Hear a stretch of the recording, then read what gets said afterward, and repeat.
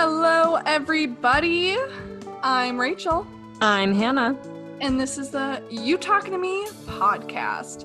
This week is our final week of musicals. I'm so sorry. I know they're so great. But we thought we'd end it with a banger. So we are reviewing Hamilton. Woo! All right. Hannah, you want to hit us with the synopsis? Here I go. Hamilton is a Broadway musical that tells the story of Alexander Hamilton in a way that our history books don't. It is the story of our founding fathers told in a modern way, which brings history to life in a vivid manner through music and dance. The musical talks about the good, the bad, and the ugly. Nothing is off the tables. If you want to be transported to the amazing world of Broadway for some mind-blowing entertainment, this is a must-watch musical. Real quick, this is my first time watching it. I know that's a moral sin and that I should be imprisoned immediately for this. I'm so sorry, but I have never seen it. And this was my first time, and I watched it in 3 chunks because it is 2 hours and 40 minutes. And I just didn't have that kind of time. The time we're recording this right now, it was the end of a quarter for me in school, so I had to break it up. Hannah, what's your experience with Hamilton? Well, okay, here comes my privilege shining through. The first time I saw this was on Broadway. I was actually being a chaperone for a high school trip to New York for theater. So that was amazing. I'm trying to think how many kids came with me to the show that night. I think I had like 7 kids come with me.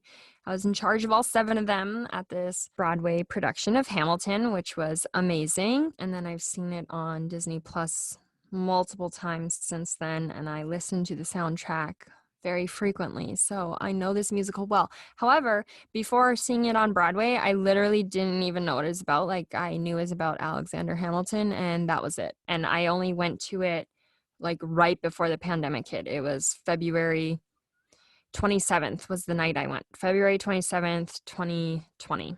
So did you see the cast that we saw on here, or was it a different cast at that point? Different cast. If you don't know about this musical, it is all singing and rapping. There's no like book per se. Like, there is obviously a book, which is the part that is the not singing parts in musicals, but it is 100% singing and rapping. It reminded me of, I don't know if anybody has seen this, Jesus Christ Superstar. I've seen that once, but it's all just singing. There's no talking in it, which I hated as a kid because I was like, this is stupid. Like, no one just sings all the time. And maybe it was also I just didn't like the musical. I'm not sure because I've never seen it since. That's how much I hated it. But it reminded me of that. And I didn't know. So I looked up the songs ahead of time, just like the list so that I could like rank them or whatever. And there's like 50 songs. And I was like, wait a minute, what? So then I figured, oh, I'm sure they just sing everything. So yes, there's a lot of songs, obviously, because if the whole entire 3 hours is music, and something I think is on Disney Plus, they have like little movies sort of things that go explain more about Hamilton, or they have like interviews, and I don't know if it's on that or if I read something online that it's something along the lines of how is it worded? I'm trying to not word this backwards, but it's like Hamilton has so many words in it because of how much they're singing and rapping that it's like double the amount of words as any other musical because it's so rapid. And so for me, I love this musical. It's the right pace for me in my mind because I take things in quickly. And so I'm like, yes, I am entertained the entire time because you're going at a rapid pace. If you think of it at the pace of a normal musical, it would be literally a 6-hour show. yeah, and I am someone who can take in things quickly. Like, I can do it totally, and I was understanding most of what they were saying and stuff. But I don't know if it was just my computer or Disney Plus or this musical or what. So another reason I watched it in 3 chunks was because my computer was acting up. I tried to watch it in full screen and with subtitles on, and it would like reload and be like, this web page is taking up too much power, and wouldn't let me have subtitles on and would not let me watch it in full screen. Like, I kept clicking subtitles and it was like, absolutely not. And so I just had to like really focus, especially on some of the really fast stuff. The guy who played Thomas Jefferson is like the fastest rapper in the group here, and he I was love him. so good. He was so good. Doesn't he also play Lafayette? Doesn't he play both Yes, people? he's literally my favorite. I love him so much. When he does the scene where he's like, "You ain't never gonna be president no more," and he's rubbing his butt on Yes! the president's desk.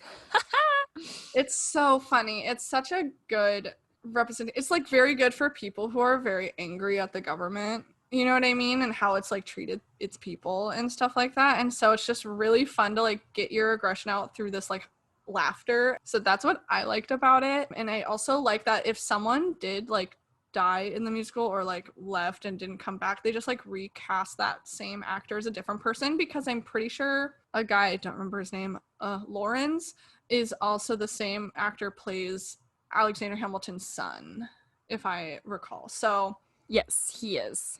that's a really cool thing. I like that because the cast is huge. The cast is gigantic. And so you have to pay for every single actor on that stage, every single dancer on that stage, every single person doing the lights, blah, blah, blah. So if you can minimize it as best as you can, good, you should. Like, you should double up people. Another real quick thing about like actors playing like whoever. I don't know what else the actress that played Peggy did, but she is in only that one song. It's like Angelica, Eliza, She and Peggy. she is the mistress.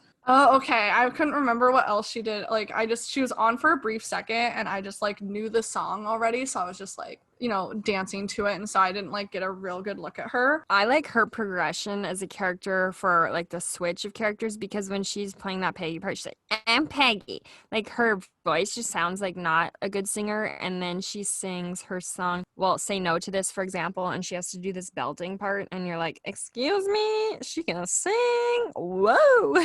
And the characters are just so different. Like the little sister that no one remembers, and then she's like the mistress who's like sleeping with Alexander Hamilton, which, by the way, worst plot point ever. Like, I literally knew nothing about Alexander Hamilton except for that Aaron Burr shot him. Okay, that's all I knew.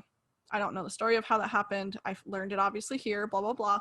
I was like, his wife and the lady that he's in love with were gone for 5 minutes. And he's like, what if I sleep with someone else because I'm so horny? Like, she's so helpless. I need to sleep with her. Ew, go die. I'm glad he died. Anyway. But I love the way that it was written. Like, I don't like that he did it, but I think the way that Lin-Manuel Miranda wrote it is amazing.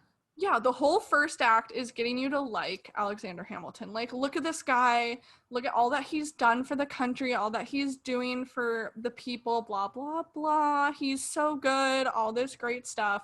Then the whole second act is like, oh, wait a minute. He kind of sucks. Like, he's kind of the worst. And then the big plot twist of when his son dies and him and Eliza like get back together, kind of like out of like this terrible situation, brought them closer because they both went through the same thing. Obviously it's both of their kids, but then like you kind of feel sorry for him again, and by the time he dies at the end, you're like, oh my god, that was like, I was brought to tears. It was so good. Yes, it's literally a cinematic masterpiece. Like, I don't care if you're watching in movie format, if you're on Broadway, it is so good, and the music is so good, and the lights are so good, and the costumes, like some of them are weird, but they're fitting for the time period. It's like everything works together so well. And like I already mentioned on Disney Plus, they have those little things that you can watch about Hamilton. And one of them was going into like the breakdown of the music and Lin-Manuel Miranda writing. And for, I don't know what the name of the song's called. I don't know, but he's talking about like how he needed different themes. Like there was a theme of this, there's a theme of this. And the last song where it's talking about like silence. In the eye of a hurricane, there's quiet. Yeah, it was definitely this Yeah. song. And he said the reason he like got this song was he was laying in bed with his wife and his newborn baby, and his newborn baby was laying on his chest, and I don't remember if it was a dog and a cat or whatever animals he has, and he's just laying there and he realized it was quiet, and he's like, this is it. This is the last piece I need for the musical, is something about quiet. And so that was how Okay. that song came to be. I love that song because it's so different than the rest. I think this is why I hate it. And please, I know this is a controversial thing. I hate Lin-Manuel Miranda's voice. I hate it. Yeah. He's not a good singer at When all. I saw it on Broadway, the Broadway singer was much better. Sorry to Lin-Manuel, your voice, if you hear this somehow. I'm not saying you're a bad singer. I'm just saying the guy singing on Broadway was better, but your writing style is impeccable. He's very talented at everything else. He's fine at, like, I think he's fine at acting. He does a good job. He is great at writing, great at rapping. Like, he can rap just swell. Okay, but I don't think he's a good singer, but I also think that that was fine. Everyone else was great. So I wonder if everyone else was like, Lynn's not very good. You know what I mean? Like, I wonder if everyone else was like, he wrote it though, so I'm not going to say anything. I loved some of the lines in it, like at the beginning. I don't remember which song it was, probably Aaron Burr or something like that. But when Hamilton goes, if you stand for nothing, what'll you fall for? And I think that's the theme because it comes back so hard in the second act at the end when Jefferson wins president instead of Aaron Burr. Like, they build up that Aaron Burr and Alexander Hamilton conflict so well. Like, they build up the fact that he's gonna say, no, Aaron Burr, I'm sorry, but even though I literally hate Jefferson, I'm gonna endorse him. Like, shit. Yes. It's amazing. I literally don't know how he wrote this. And then I don't know if he helped think of choreography or if the choreographer was strictly, or, like I want to know what part he played. Like, oh, in my mind, I see this happening. How do you construct a 3-hour freaking musical that has, I wonder how many words are in Hamilton. Like, I'm sure you could Google it to just like know the story. And he goes into such detail. And I can't remember how long. I feel like it took him 6 years or something. That could be very wildly wrong. That is just what is coming out of my brain. But I think it's like something long like that, where it took him to write this and to just not give up. I feel like that's why a lot of people, maybe more people could be successful with things, but they're not willing to put in 6 years of work. Yeah, and I mean, it's obviously was worth it in the end, and it came out at a very good time because it came out during the Trump presidency. Is that correct? Or did it come out right before? Like during the election process, or at least, okay? And I mean, there's all these fun digs about like how the freaking government works. Like, there's a line that goes, immigrants, we get the job done. I don't think I've laughed harder in my life. That was so funny. And it's just true because people expect immigrants to do all this work and stuff, then have the audacity to call them lazy. It says that it took about 7 years to write Hamilton. And then something popped up that was like, how much do they get paid, the actors? And it says they make about $3,400 a week. Okay. But I mean, do you see how intensive their jobs are? And then I could try to figure out how many words are in it. I love, love, love the words. There was some episode where I said that certain songs sound like you're dressed in tinfoil falling down a flight of metal stairs.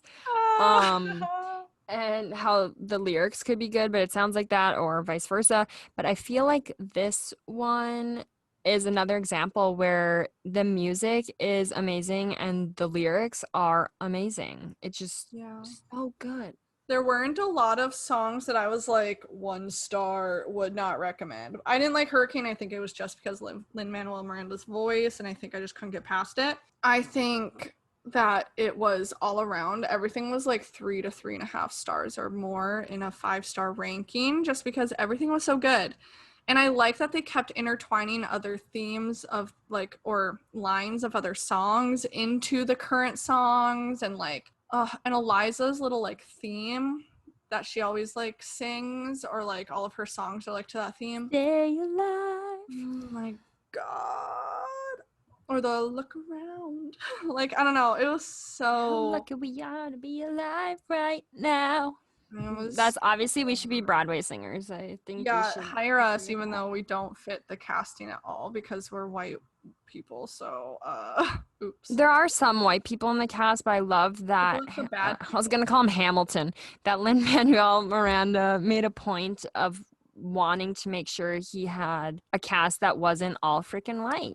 He wanted to make it a point that it's the story of our founding fathers told in a modern way, and how we look is diverse, and we're not just some whitewashed community. We Well, and are. yeah, and I think a big thing that he was trying to tell is like, this is a story of immigrants. Yes, they're white immigrants, but it could very well have been anybody that like could have done this, but it was founded by white people because at the time those were the only people that quote unquote mattered. Even though they were fighting against slavery and stuff, that's very great and stuff.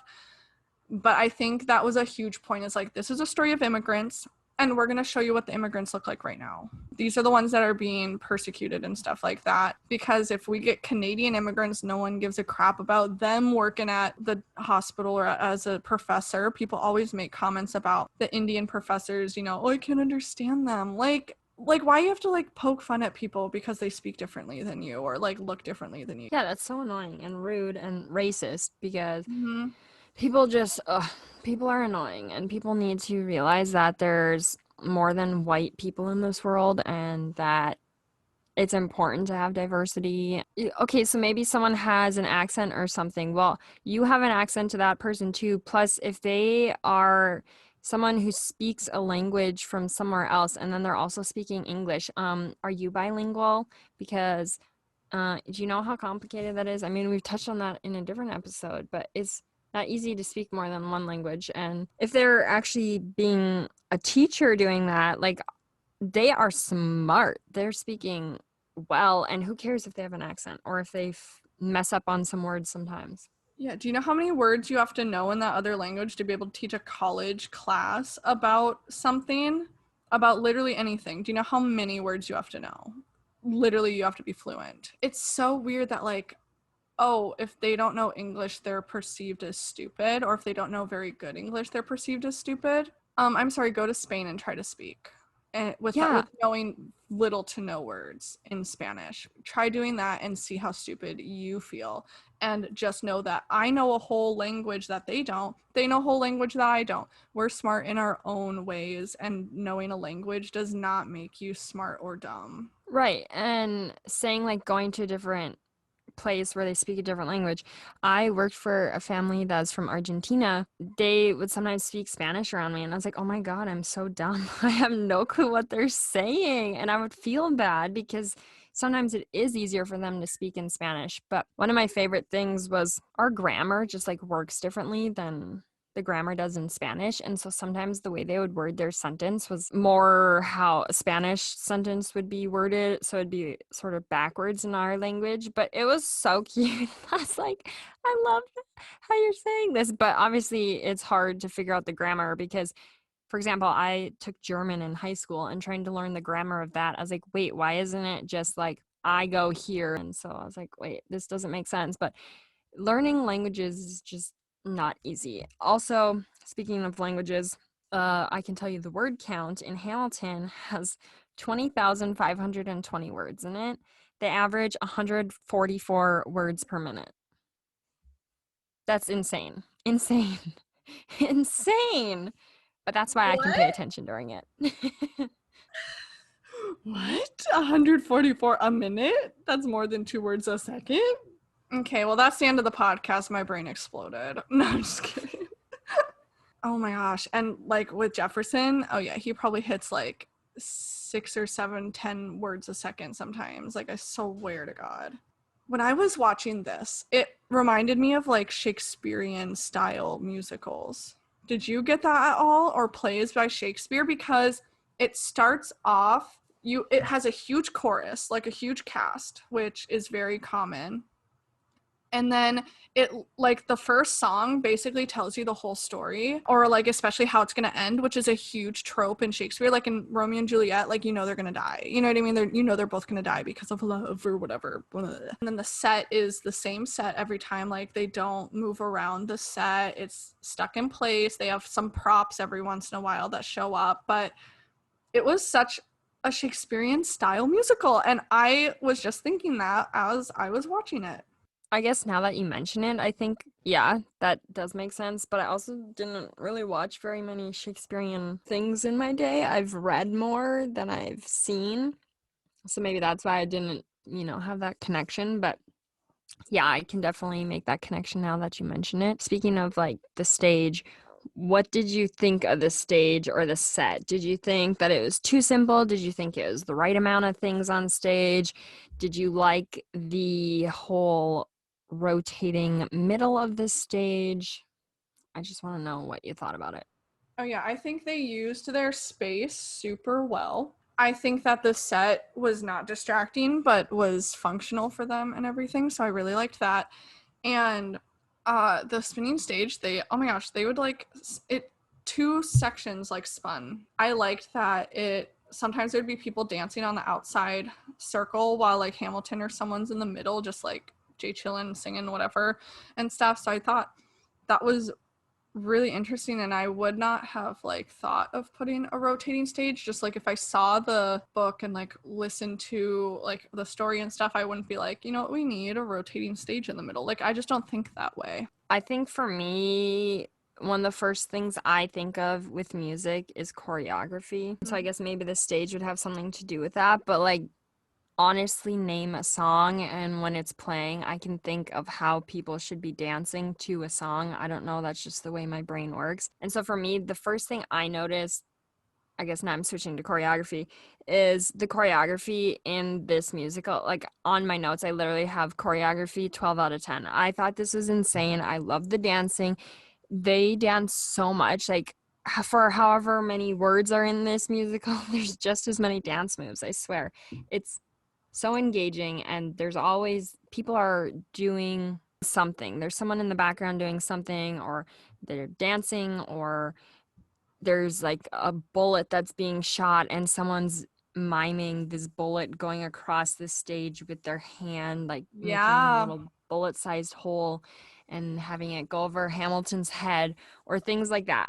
Just I loved it. Yeah, I thought that was the most memorable moment of choreography was the duel between Aaron Burr and Hamilton at the end. Obviously, I did really like the choreography of the duel between Philip and whoever the heck was dueling him, Alexander Hamilton's son, right? Where he gets shot and he's like I don't know, he like mimes it and then the circle like circles him around or whatever, and then he's like taken onto a hospital bed. And oh yeah, and the rowing, I have that written down somewhere too. Like the choreography was literally so top notch. What else? Oh, then there's a letter. Okay, hold on, where is it? Hamilton gets a letter saying that he like needs to go and be part of the war or something with Washington or something. Oh my gosh, I'm so sorry. But it like gets sent all the way around the stage and everyone's like passing the letter along just so gracefully, so beautifully. Like it was so cool. And it was very sweet at that point how Eliza was just so ready to like let him go do his job. She gave so much to this man and he freaking ruined it by being a lil whore, like the bad kind of whore. Like if you want to go and sleep around, like do your own business, but don't do it if you're in a committed relationship that is monogamous. He's the bad kind. Right. And yet the way it was written, it makes me like love it. I hate to say my favorite song is Say No to This. I love it. I love it. I love it. I love the choreography that happened because it takes you to that place where it's the what's the word I'm looking for? It overcomes you when you're trying to like say no to something. It's the um Overwhelming. temptation. You're giving into temptation and it's happening and you can see like he's trying to go away and she's enticing him and it's like, oh, tell me how to say no to this. How do I say no to this? And then it's like, well, okay. I can't say no to this. It's happening. I love that aspect. Like, I don't believe in cheating. I don't believe in that, but I love the way that this song portrayed it so much. Another thing that I loved in the movie, oh my gosh, in the musical, was anytime the king came on stage. He was iconic. The song, You'll Be Back, and then it changes to like one other song. Oh gosh. While Next. Rachel's trying to find that song, the only thing I have to say about the king, I hate his friggin' spit. Oh, Do well, you know? they're Broadway singers. They've got to. I don't care. No, it's like very noticeable. It's like he's literally like drooling, and it makes me vomit inside. And then the other thing that I don't like from the musical is when they do the close-ups and you can see the people sweating. Like, I get people sweat in real life, but like, I don't need to see it dripping down their faces. Yeah. It's so nasty. So I don't remember the second song. I think it was like That Would Be Enough. I don't even know. I'm so That sorry. the king's in? Something. Yeah, I don't remember the second one the King's in. He's in two in the first act, and then he's in Well, he's in What Comes Next. oh, What Comes Next. Okay, You'll Be Back, What Comes Next, and I Know Him. They're all like the same tune or whatever, but it's just like it's like the one of the best tunes besides any song I swear that Eliza or Angelica are in are like the best songs. Like the women's songs are the best songs. I'm gonna argue with that one. Oh, Because I know I said Say No to This is my favorite, but my other favorite is Dear Theodosia. really? One's Dear cute. Theodosia by Leslie Odom Jr. That version specifically. The person on Broadway, sorry, whoever you were when I saw you, you weren't as good as Leslie Odom Jr. I'm pretty sure they know that though too. The songs that I ranked 5 stars are the ones that I like. So my criteria was like, can you sing to it? Alexander Hamilton, I ranked 4 stars, but like you can sing to that. Then the Schuyler sisters, great. You'll Be Back, absolutely that King iconic. That Would Be Enough. I don't remember that song, but I remember really liking it, I guess. They're saying that would be enough. That reminded me of it immediately when you sang that part. And then I have I Know Him, which is the other King's version of the song. And then Stay Alive, just the reprise is so good. The other songs I like too are Take a Break. Take a break. Go upstate. You know that song. And then the sister comes back. And I love The Room Where It Happens. The room where it happens. One of the most beautiful songs. Well, I like Blow Us All Away. That's a good song. Blow Us All Away. I don't know if that sounds right, but you know what I'm talking about. Mm-hmm. The Reynolds Pamphlet, only because that one's funny. But then It's Quiet Uptown. So after their son dies, it's quiet uptown. Yeah, with the unimaginable. Oh my gosh, Angelica's voice is literally an angel. Eliza. I loved Washington's voice. I thought he was very good. I didn't. That's my only person I don't like.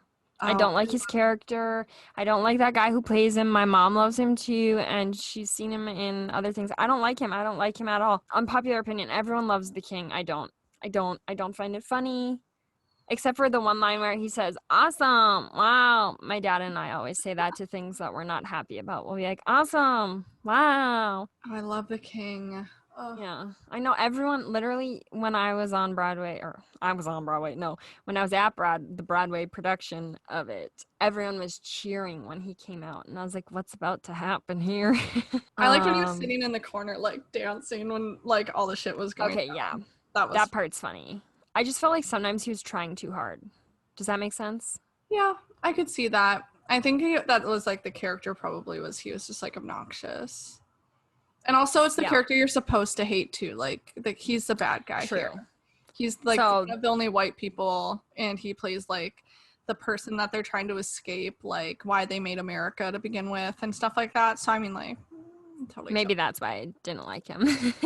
I think the songs are Helpless and then Satisfied. I'm pretty sure those are them, where it's like the same thing, but it's a repeat. What did you think of that? I loved them. Okay. They were so good. Like I said, I love all of the women's songs. They're so good. And they were, no joke, Eliza and Angelica, the best singers on that stage. I think the best singers on that stage. Until Say No to This. You cannot tell me that her belt is not good. It is good. I think all the women were like the best people. Like, yeah, the women, the most talented. And then Leslie Odom Jr. Come on, and then whoever plays Lafayette for his rapping skills. They're all he's the freaking talented. funniest. He's my absolute favorite actor. I don't know who he is, but like how he acts in the whole musical, I'm like, you're a legend. I love you. They're all talented. I mean, they would not have been cast in the original Broadway version if they were not. But I'm just saying, I think the best singers were Angelica and Eliza. And you know what, Peggy? I'll throw Peggy / Mistress, whatever her name is. The sisters. The Schuyler sisters were great. The guy who plays Hamilton's son and Hmm. whatever the other guy's name is, he's from a show I like on Netflix called She's Gotta Have It, and his name's Mars. And like watching the difference in his character, because his Mars character, he has like a learning disorder and he can't speak very well. Hmm. And he like says that like he trips up with words and he has dyslexia and stuff like that. And so watching him play that, and he was very much, I don't know, it's just like the two differences in his character. It's Yeah. wild. And I'm like, you are an epic actor too. I have a fun fact, I guess, is that I know Lin-Manuel Miranda from like 3 episodes of House, which I always know actors from the weirdest things. Like Jack and I will be watching a show and it'll be like literally some really famous person. I'm like, where do I know that person from? And then it'll be like, oh yeah, he was on 3 episodes of New Girl. That's it. See, I don't remember that part, but I loved House, and I'm sad that I don't remember I think it that was in portion the of it. last season, which everyone hated the last season. That song thing that I was telling you about, how he was trying to find the last like element he needed. They were like, the posters were made, the dates were scheduled. Like it was like right before they were going on that he finalized. What? Because it was like they had a song or something, but he just like kept feeling like it wasn't the right thing. Okay. I'm pretty sure was how it was. Oh my god. And so it was like literally like, oh, today is the premiere of our show. Oh, yep, I got the song done. Here we go. At least he's singing most of it, but like, damn. Yeah, I think that it's a good musical, and I think that it's valuable to watch. And I don't know, I find it enjoyable. And it's another one of those where, yes, it's a long time chunk, but it doesn't feel like it's 3 hours, in my opinion. Maybe for you it did because your computer was being dumb, but I don't know, for me it didn't seem like 3 hours.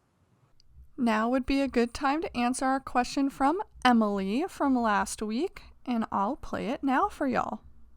What musical would you like a movie adaptation of? And ones in the works don't count. Emily, that was such a good question. Okay, we had to think about this. Thank God we had a week, to think about this question from last week, but I think I'm gonna say, and it might be cheating because it is going to have a film adaptation, I'm pretty sure.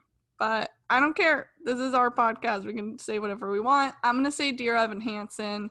I know they're in the process of filming it, and I know I'm gonna hate it because they're freaking having Ben Platt play the main character, and he looks like a 35-year-old man. I'm pretty sure he's like 35. He looks like a 35-year-old man. He's about to play a high schooler. I don't think so. Okay, we need someone else to play the main character in that. But I loved the musical so much, and I want to watch it again a million times. And so I require it to be on film soon, and I know it's going to be, but I don't care because I get to answer this however I want. Okay, I would argue that Ben Platt does not look like he's 35. To me, he looks like he's my age, but that's just my opinion. Here's the thing, in a musical he can look like a high schooler, you know what I mean, like on stage, but these cameras are going to be up in his face, like they got to do some movie magic, because I watched the first couple episodes of The Politician and I think he looked like an almost graduating college student at youngest, but he's not going to look like a junior or senior in college or high school at all. Yeah, okay, fair point. I saw that on Broadway, and so I feel like that'd be cool to see the movie adaptation, which I guess would lead to mine, which I suppose is Hamilton. Some people may call what is already recorded an adaptation of it, but I think it'd be cool to get more of a in-depth, sort of like a Fiddler on the Roof style version of Hamilton, take you more into it. Well, thank you, Emily, for that great question. And now we'll get back to the podcast. Do you have anything else related to Hamilton that you want to talk about? We covered pretty much everything, so I think we should just get on to asking next week's question, which That's what I was gonna say. this question comes from Katrina, and I'll read it for you now. How much time does it take to make a podcast? Can't wait to answer it next week. Yeah, thank you for asking that. And I think we'll have a fun answer for you guys for that in our next episode. But I think that is all we have for today's episode. So I guess let's plug the socials here really quick. If you watch on YouTube, it is You Talking to Me podcast. Make sure to subscribe to our channel and hit the little notification bell so you get notified when we post. You can also like and comment. It helps our channel. And I'm going to leave all the other socials up to Rachel because she knows them better than I do. All right, email us suggestions, email us fun facts of your own that you know about Hamilton. If you've seen it, what was your opinion? Email that to us at youtalkintomepodcast@gmail.com. You can follow us on Instagram at youtalkintome.podcast. Follow us on Twitter at youtalkintome11 because we both number one. And just listen next week. Next week is the beginning of a new month, so that means a new theme for our podcasts, and it's actually only going to be a 2-week long month because we are going to be ending season 1 soon because one, I'm graduating, we're both going on trips, we're both having family whatever, because we're both vaccinated now. Rock on. Woohoo! COVID vaccines rolling out. Hopefully y'all can get vaccinated soon as well so that you can see your loved ones and maybe travel for the first time in over a year. Like, holy crap. And While still being safe, of course. Of course. And so we just hope that y'all are having a good time and hopefully get to have more fun with people soon. So the next month is going to be short films, and the next ones we're going to be reviewing are going to be Stereo and Period, which are both on YouTube, and The Letter Reader, which you can find on Netflix. So if you want to watch them before the podcast so that you don't get spoiled and whatnot, go right ahead and you can find them there. And the other reason we're ending season 1 when we're ending it is that it'll be 20 episodes. We figured 20 is a good number to end with, and then we'll start season 2 in June. And we have a theme for that month already, but we're not going to spoil that quite yet. Yeah, it will be exciting for sure. So please come back for season 2. Please keep listening to the next couple of weeks until season 1 is finished, and just let us know what you think. We love to hear it. Rate us 5 stars or whatever the most amount of stars is, or whatever rating is on all of these podcast formats. Yeah, and if you have someone you think that would enjoy listening to it, you can share it with them. But I think with that is officially all that we have to say for this podcast. With that, I'm Rachel. I'm Hannah. And this was the You Talking to Me podcast. Bye!